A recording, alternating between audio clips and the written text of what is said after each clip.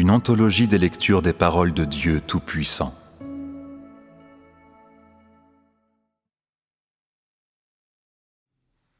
L'œuvre de Dieu, le tempérament de Dieu et Dieu lui-même. 2.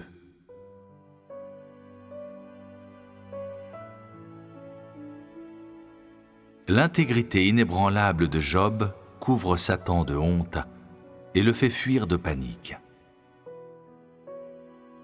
Et qu'est-ce que Dieu a fait quand Job a été soumis à ce tourment? Dieu a observé et regardé et a attendu le résultat. Alors que Dieu observait et regardait, comment se sentait-il? Il se sentait chagriné, bien sûr. Mais en raison de son chagrin, aurait-il pu regretter sa permission à Satan de tenter Job? La réponse est non. Il n'aurait pas pu, car il croyait fermement que Job était intègre et droit, qu'il craignait Dieu et s'éloignait du mal. Dieu avait simplement donné à Satan l'occasion de vérifier la justice de Job devant Dieu et de révéler sa propre méchanceté et sa répugnance.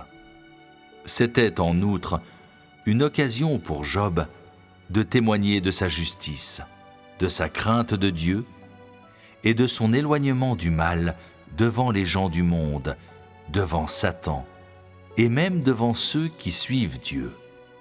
Le résultat final a-t-il prouvé que l'évaluation de Job par Dieu était correcte et sans erreur?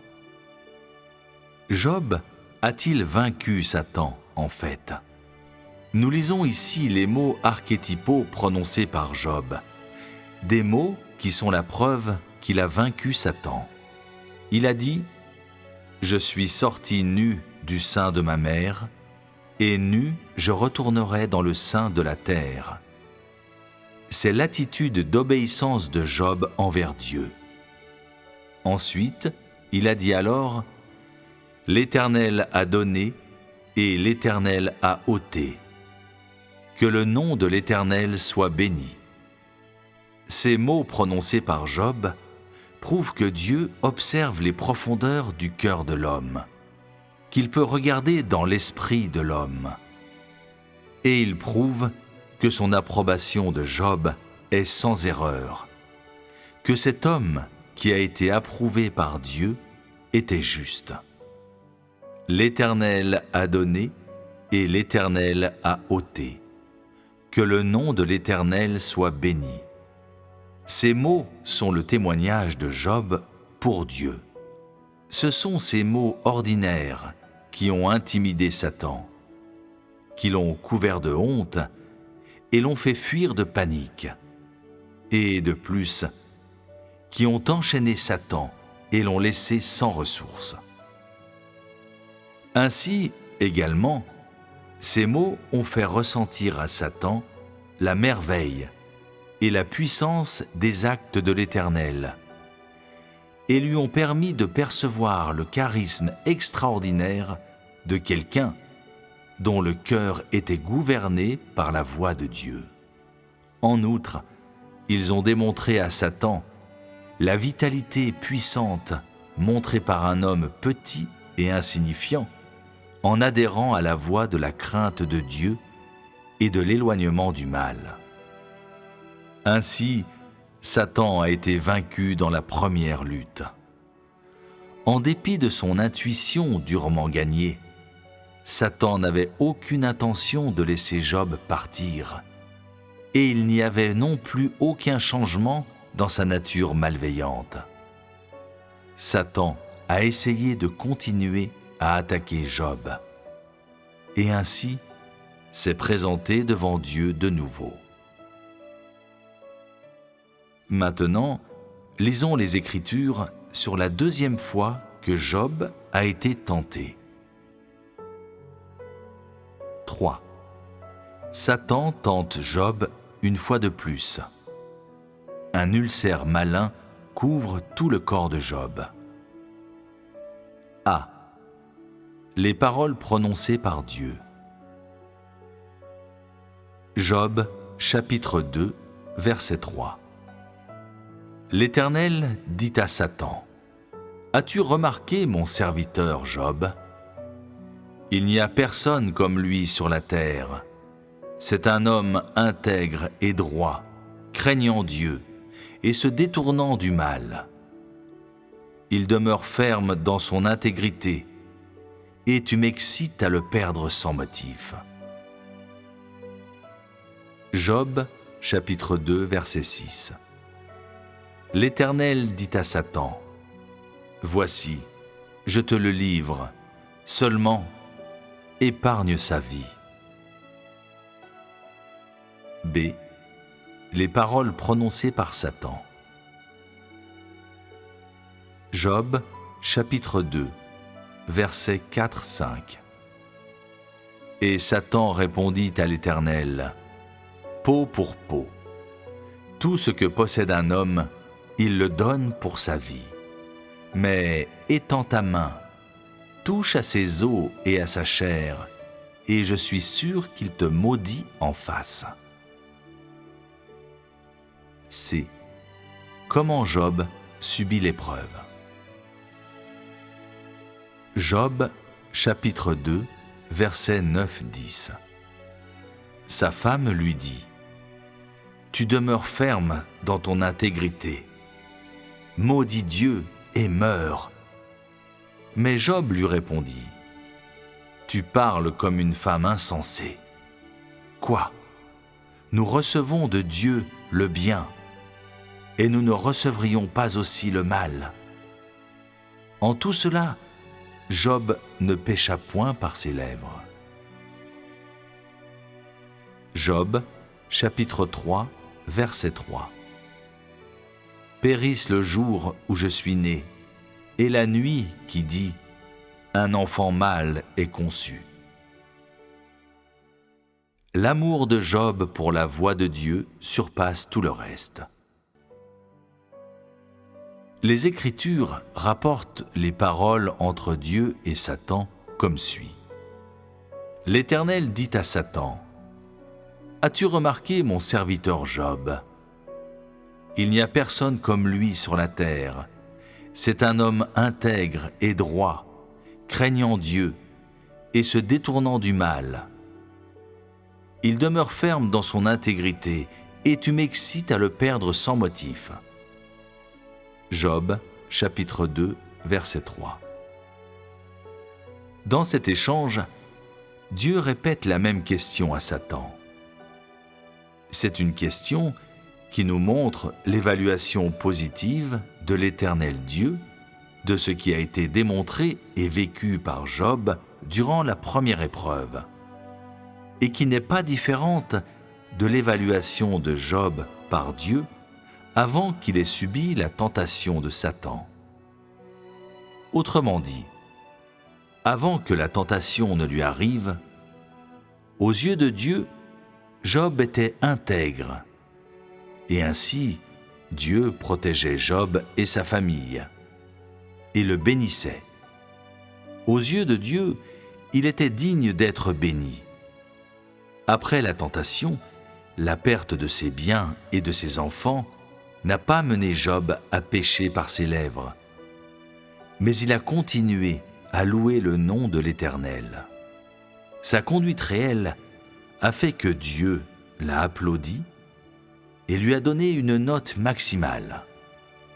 Car aux yeux de Job, sa postérité ou ses biens ne suffisaient pas à lui faire renier Dieu. En d'autres termes, la place de Dieu dans son cœur ne pouvait pas être remplacée par ses enfants ni par aucun bien. Pendant la première tentation de Job, il a montré à Dieu que son amour pour lui et son amour pour la voie de la crainte de Dieu et de l'éloignement du mal surpassaient tout le reste. C'est simplement que cette épreuve a donné à Job l'expérience de recevoir une récompense de l'Éternel et de le voir lui enlever ses biens et ses enfants. Pour Job, C'était une expérience vraie qui purifiait son âme. C'était un baptême de vie qui comblait son existence. Et de plus, c'était un festin somptueux qui testait son obéissance à Dieu et sa crainte de Dieu. Cette tentation a transformé le standing de Job de celui d'un homme riche à quelqu'un qui n'a rien, et lui a aussi permis de faire l'expérience de l'abus de l'humanité par Satan. Sa misère ne l'a pas fait détester Satan. Plutôt, dans les actes ignobles de Satan, il a vu la laideur et le mépris de Satan, ainsi que l'inimitié de Satan envers Dieu et sa rébellion contre lui. Et cela l'a plus fortement encouragé à tenir bon sur la voie de la crainte de Dieu et de l'éloignement du mal. Il a juré qu'il n'abandonnerait jamais Dieu et ne tournerait pas le dos à la voie de Dieu à cause de facteurs externes tels que les biens, les enfants ou la famille, et qu'il ne serait jamais non plus l'esclave de Satan, de ses biens ou de toute personne.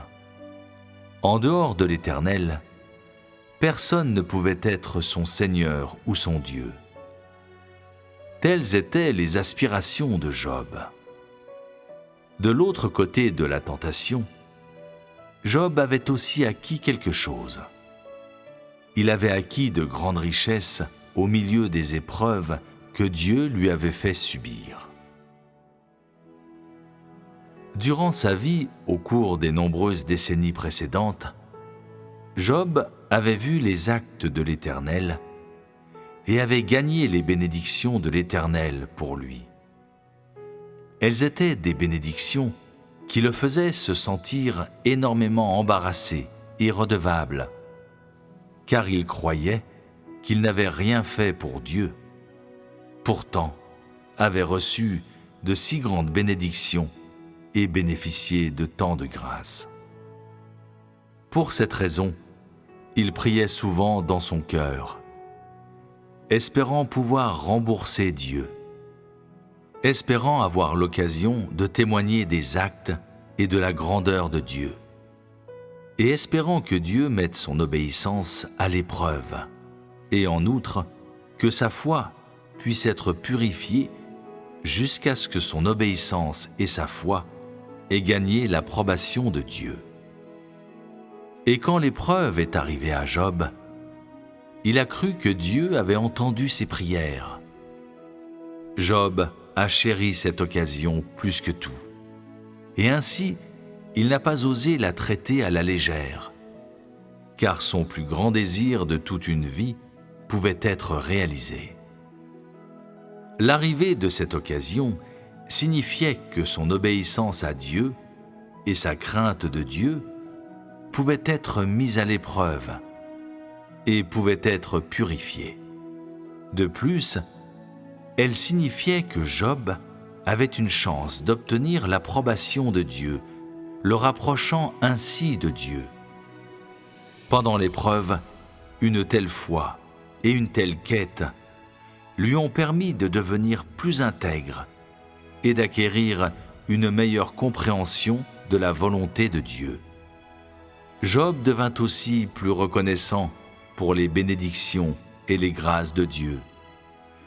Dans son cœur, il loua davantage les actes de Dieu, et il était plus craintif et révérencieux de Dieu, et avait un désir plus ardent de la beauté, de la grandeur et de la sainteté de Dieu.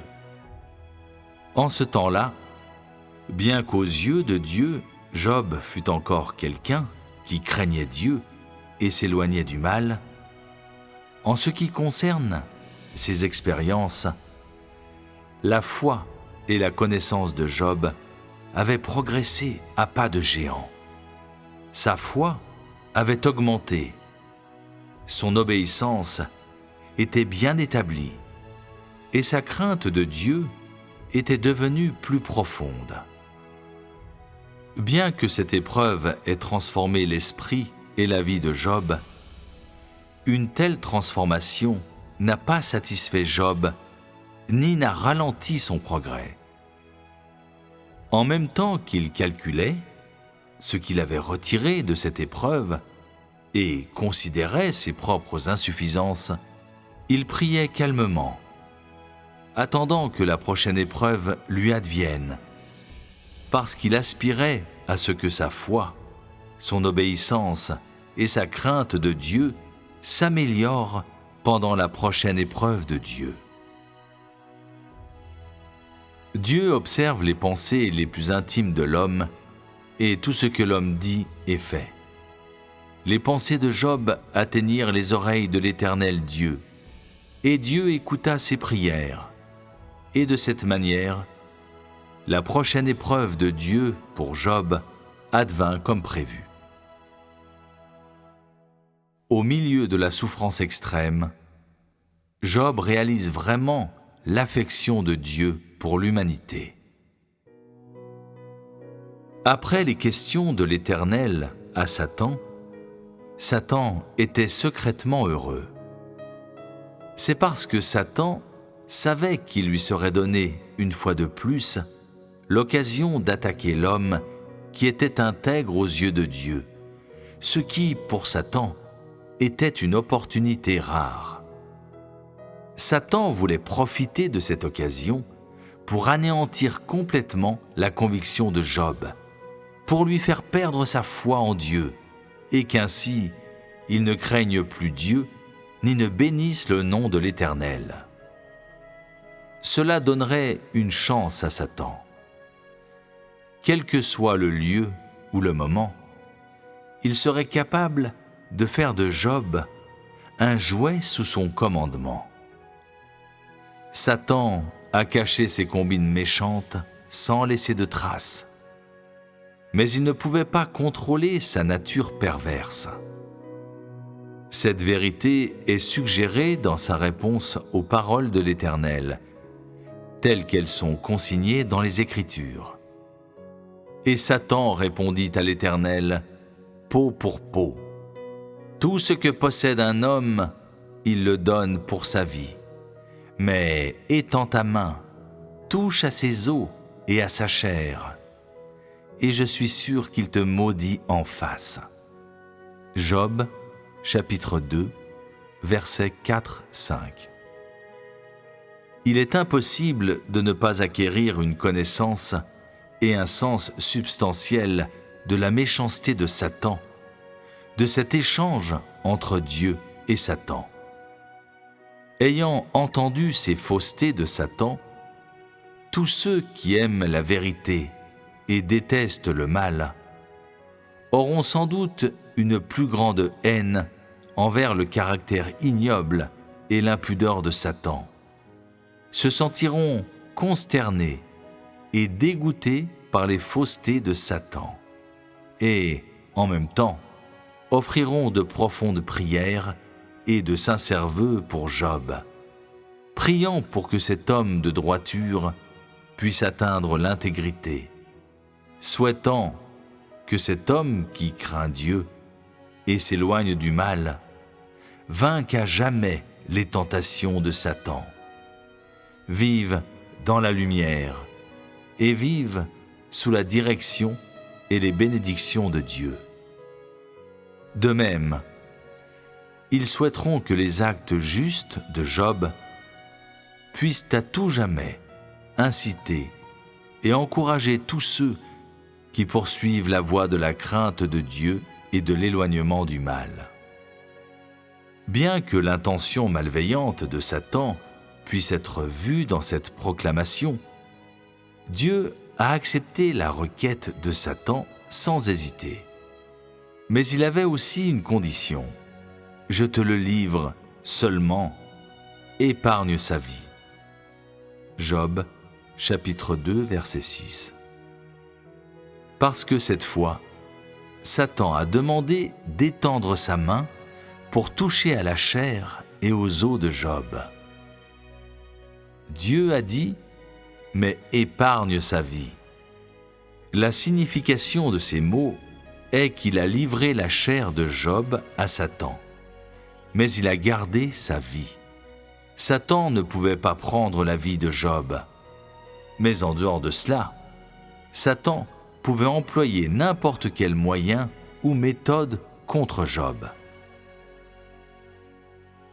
Après avoir obtenu la permission de Dieu, Satan se précipita vers Job et étendit sa main pour affliger sa peau, provoquant un ulcère malin sur tout son corps. Et Job sentit la douleur sur sa peau.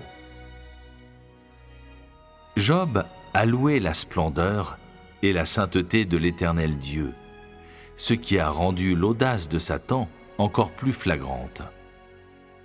Parce qu'il avait ressenti la joie de faire mal à l'homme, Satan étendit sa main et irrita la chair de Job, provoquant la suppuration de son ulcère.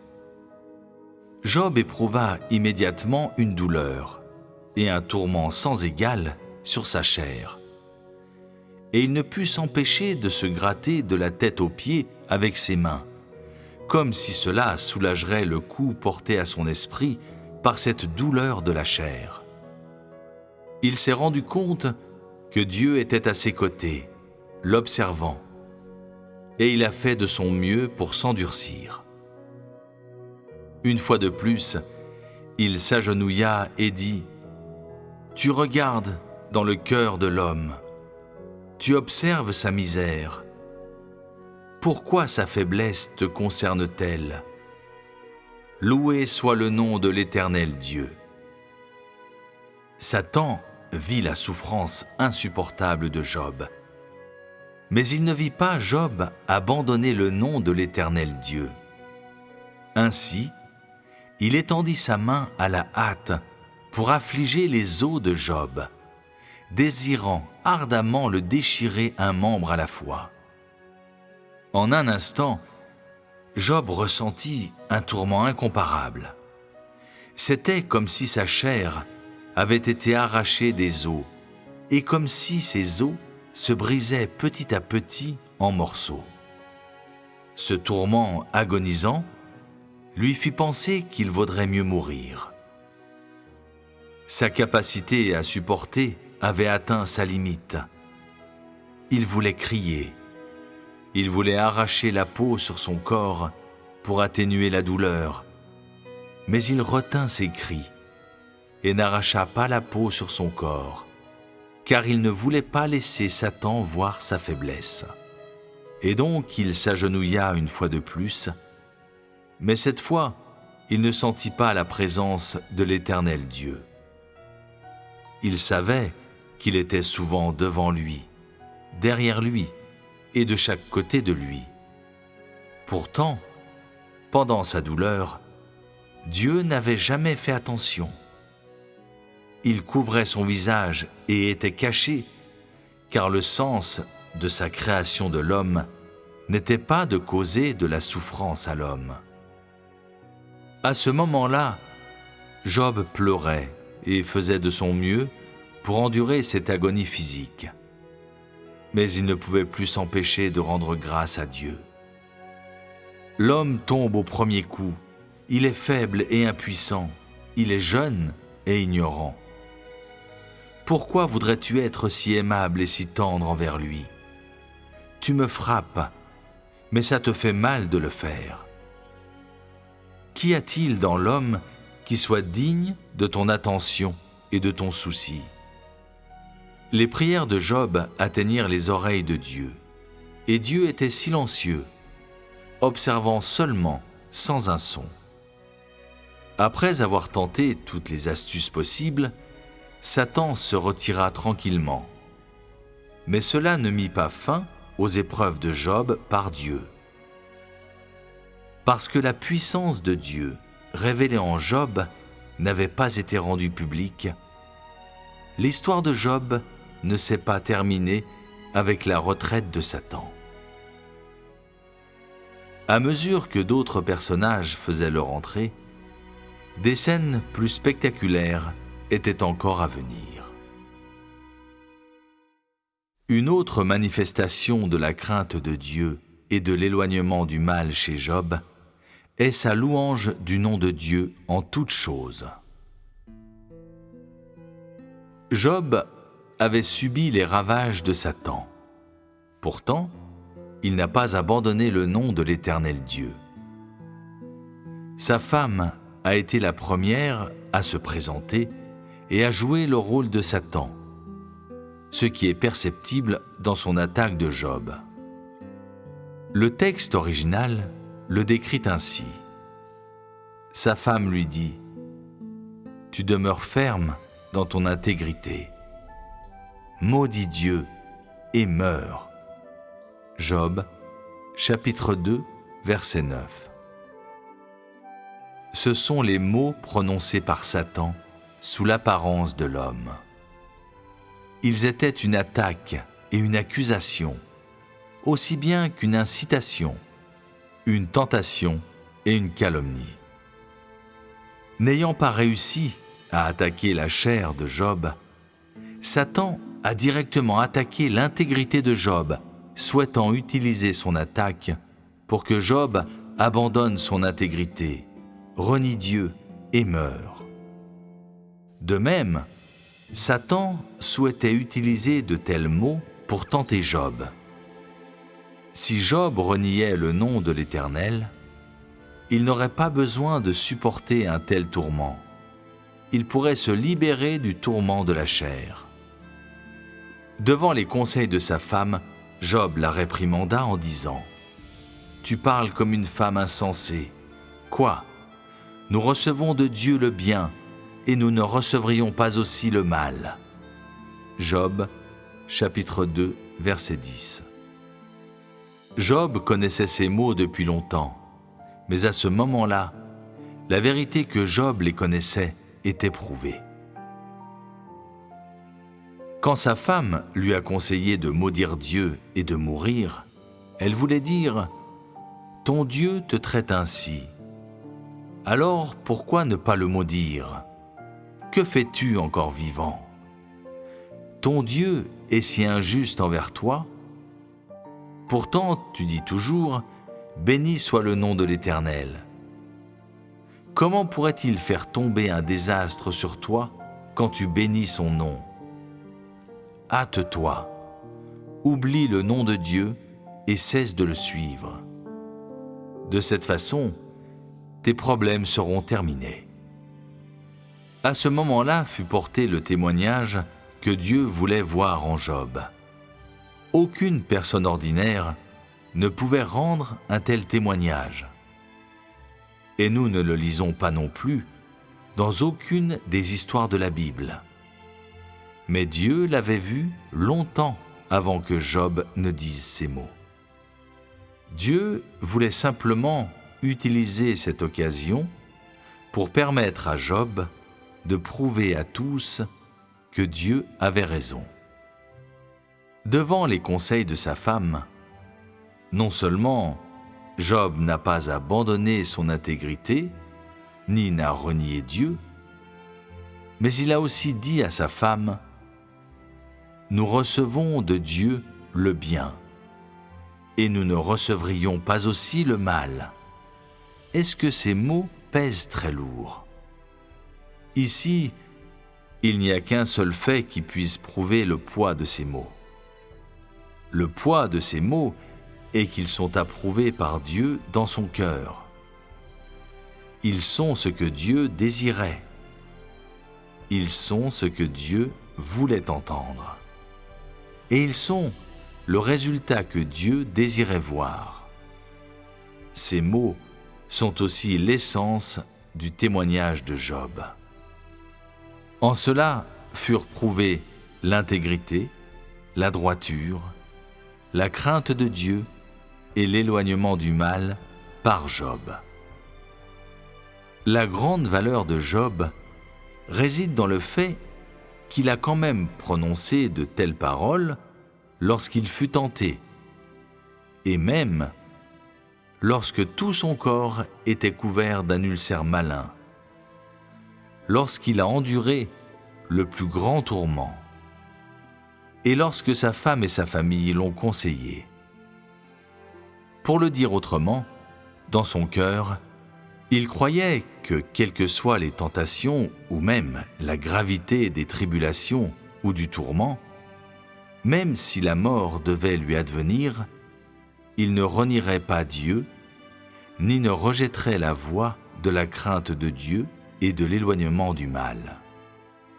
Tu vois donc que Dieu occupait la place la plus importante dans son cœur, et qu'il n'y avait que Dieu dans son cœur. C'est à cause de cela que nous lisons dans les Écritures de telles descriptions à son sujet. En tout cela, Job ne pécha point par ses lèvres. Non seulement il n'a pas péché par ses lèvres, mais dans son cœur, il ne s'est pas plaint de Dieu. Il n'a pas dit de paroles blessantes au sujet de Dieu, ni n'a péché contre Dieu. Non seulement sa bouche a béni le nom de Dieu, mais dans son cœur, il a aussi béni le nom de Dieu. Sa bouche et son cœur ne faisaient qu'un. C'est le vrai Job que Dieu voyait. Et c'est la raison même pour laquelle Dieu chérissait Job.